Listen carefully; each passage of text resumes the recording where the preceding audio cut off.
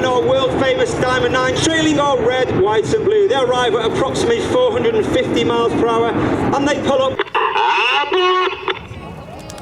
The aboard call is made by Red 9 as Red 8 and 9, red smoke for Red 8, blue smoke for Red 9, rolling around the formation as Red 1 bends the team around the left, changes the colour to fly the Tornado down the line. Each aircraft will conduct a 360-degree aileron roll after they cross.